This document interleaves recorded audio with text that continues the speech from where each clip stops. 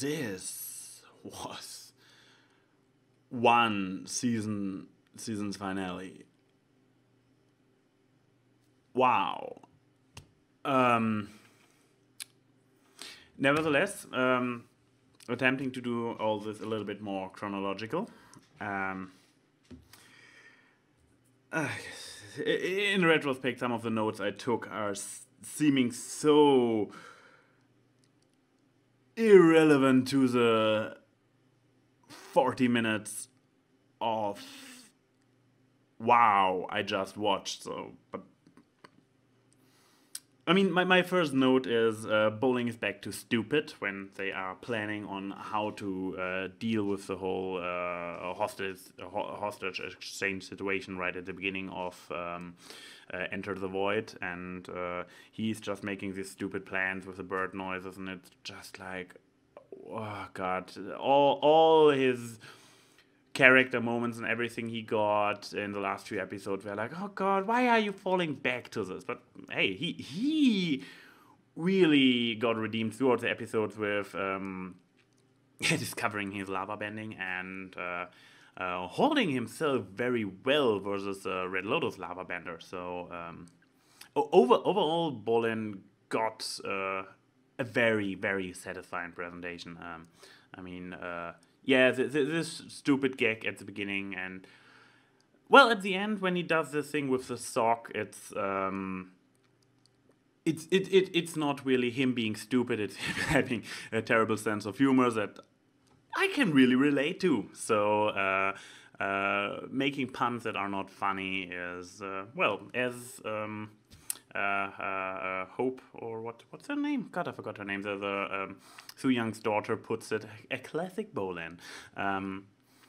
This is pretty much all I have to say about him. Starting with, well, he for a short moment he was back to stupid, but he redeemed himself really quickly. Then, of course, the moment between Zahir and Pli, where they confess their true and honest love to each other, and making it once again, showing what the series, well, in this case, really what the series does. What it failed in the last few episodes, when I always complained about how towards the end the villains become more and more black and white, and they are just evil versus good.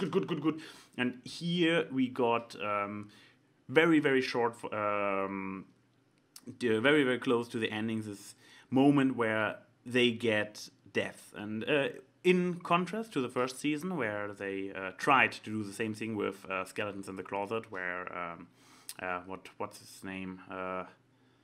The evil bloodbender guy, the brother, not AnY, but his brother.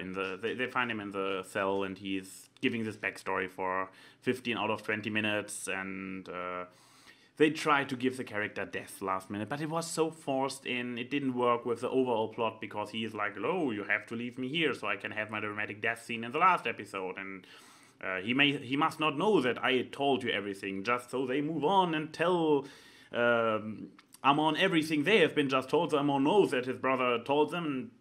It doesn't work. And here it is done right. We have, once again, a second to last episode. We have our bad guys, and we give them a character moment. We show them as not completely black and white. We show them as human beings who love each other, who have a backstory and everything. So here it is done right. Even so, of course, it is just used to kill Pli off. I don't know, 5 to 10 minutes of epic fight scenes later. And there was the moment when you see the metal wrapping around her head and glowing white. And the next moment, without an explosion or anything, you just see this pile of smoke, and they're here being like, ah! I guess there's a scene that has been cut. There is a scene where you actually see the explosion on her head thing, and probably it went to the censors and they were like, fuck, we cannot show this in a kids show. Even so, what comes later is, I mean, this show really got dark. The thing is, I am not against it. I mean, this is me being completely intrigued. but it's something I haven't seen coming, because after all, Korra is still a show for a younger audience, a more mature audience. It's not for a kids audience per se. It's more for a teenage audience. But I mean, okay, there they cut this particular scene, but it is quite obvious. She's dead as well. There is no denying it. I mean, the entire force of her explosion literally went off in her face without any room to go there. So she literally blew off her own face. And we don't see her as a prisoner later on when we see the metal benders kind of fixing the rounds and everything. So we can be pretty sure that she is a gunner. So the death count is rising. I mean, we have the Earth Queen, we have her. It is not completely sure what about the lava bender and the water bender, the Red Lotus ones. I mean, with the lava bender, it was a typical finishing move, like the "I'm taking you with me," and he could come back. With him, it's not entirely clear if he maybe made a little bit of an earth or lava bucket around him, so maybe he survived. I don't know. With the water bender, I say she either. I'm not sure if she was killed by the electricity, this would make Marco her killer, which kind of doesn't fit his role, I'd say. So I would, and we have, and it was not a direct hit with lightning, he just sent the lightning into the water, so not sure if she was supposed to be killed at this moment. Then still Lava Dude was a floor above, and he pretty much destroyed everything with lava. So if she was alive earlier, her survival expectations dramatically dropped in this moment thanks to Lava Dude. So we cannot count neither of them to the death count yet. But, well, in the end, they just talk about the here being in custody, so they might be gunners as well. So, yeah. And something I have been, something that has been pointed out to me in regards to my Long Live the Queen episode, that, well, yeah, as I mentioned earlier, AnY and his brother also got killed. So we already had this kind of death count in the very first season. I kind of overlooked it. I still stand to the fact that the death scene of the Earth Queen was far more graphic and more intense because it was graphic than an explosion in the distance. I say that on an emotional level, yes, the death of AnY and his brother was far more intense, but on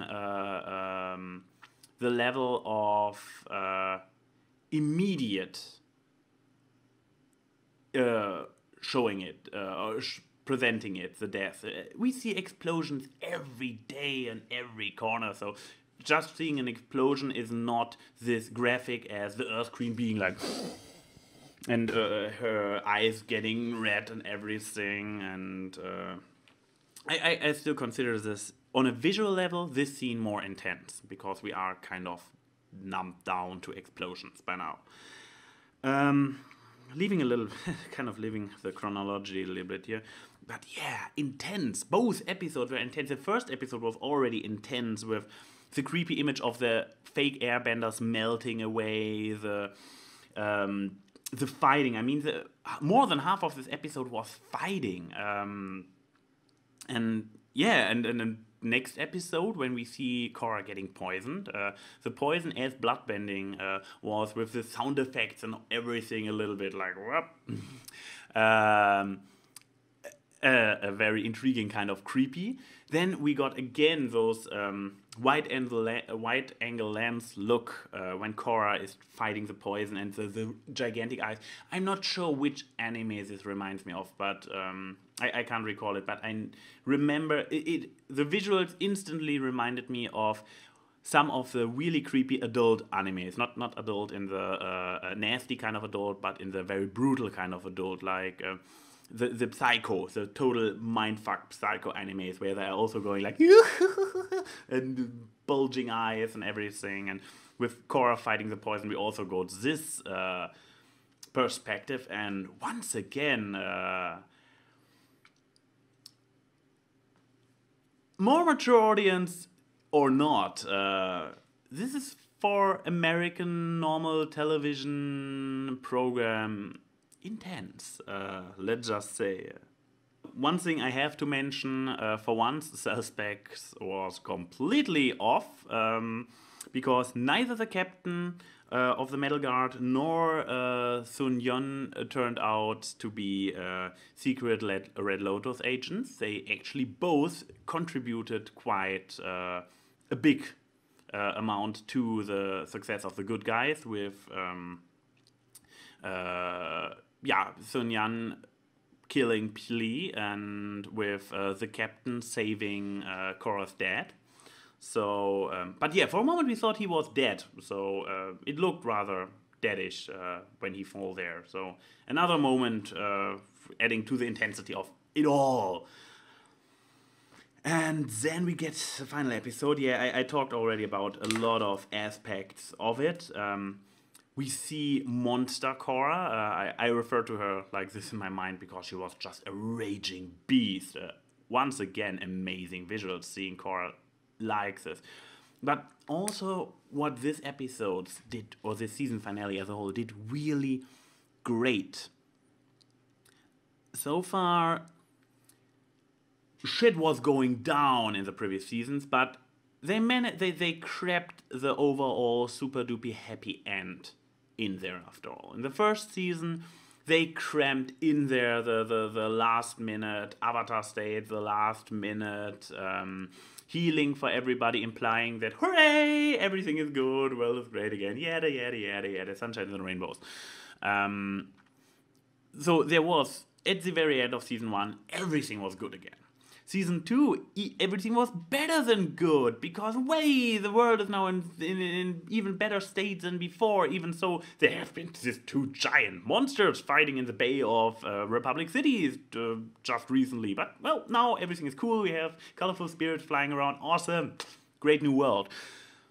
And this time, they didn't do this. They didn't do the entire making everything happy-go-lucky in the end.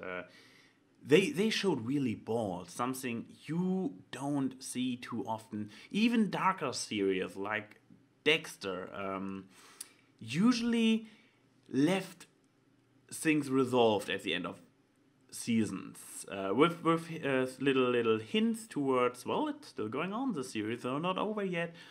I mean, okay, there were some season finales in Dexter which were intense as well. I'm not going to say anything about it, but not something spoilery. For people who are familiar with Dexter, I just say the end of the Trinity season nearly got me to quit the show, because it was so well. And in this case, you see, guys, this is all. I'm really impressed. I'm really, really impressed. I'm sure with a little bit more distance and looking it again and be more critical, like people who are not doing a first impression vlog, like I am currently just doing, they will find a lot of flaws in it and be like, ooh, this doesn't add up, ooh, there. Probably, they always do. But right here, right now, just having this watched, having this ending with the characters really all still being in the process of healing, like Kaya's arm is still in a sling, Korra being in a wheelchair, obviously being barely able to sleep with the bags below her eyes, and her body being really damaged by the poison. And it's not just like, oh, 2 weeks later and everybody is healed already for the ceremony. I mean, they could have done the exact same scene with Genora becoming a master and everything, and just having everybody being healed up. They could have done this. It would not have dramatically changed the ending, the finale as it is, but they didn't do it. They went with the way like showing a really broken Korra in a wheelchair with being pale and everything. They went with the realistic, not everything is good at the end of the season ending, which was really... And with this final scene with her just crying. And this is the last thing we are going to see for Korra for a long time, I guess. And which really makes me a little bit worried about the whole problems they had this season with basically pulling it from airing on TV at all and putting it, making it a web show. Because this kind of production move might result into a budget cut for the next season. And this thought really hurts me because they did such a... This season finale needs a worthy follow-up. I want to see a great fourth season. They set up so much. I don't want them to have to conclude the entire show on a low budget. That's something that is kind of really spoiling the entire thing a little bit for me. That this is I don't know. I haven't followed any news how this entire drama resolved. I just know that season 3 really had to struggle from its distribution, from its advertisement, and in the end from its show airtime. Yeah, final thought, because I take on it and then I'm wrapping things up. With Jinora becoming a master, also a nice wrap up, especially considering that the entire idea came up this season. I mean, last season finale we had her being the spiritual guide, being able to do things Tenzin wasn't to. So it was already shown that she is an extraordinary airbender. And then we got this episode in the middle of the season where this kind of question gets literally raised by Kai. So like, why don't you have an arrow? Why are you not a master? You can do stuff he can't.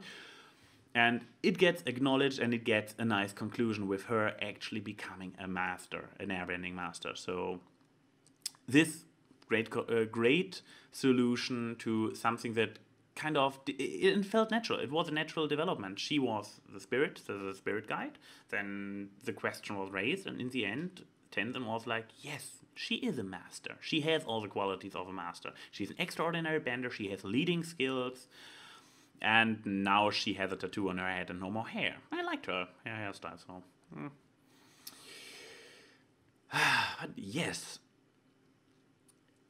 an intense and absolutely great season finale. And I really, really have my fingers crossed that season 4 gets the attention it deserves. Because season 3 did not. And it was a great season. I would say the best season of Legend of Korra so far. And, well, this concludes my vlogs for Legend of Korra, Season 3. I am still going to do my vlogs for Adventure Time, even so this schedule there is also all over the place. They are on a mini hiatus at the moment, I don't know. And I am going to do my Doctor Who vlogs for the 8th season, so something to look forward there. This is AnY saying, see you soon.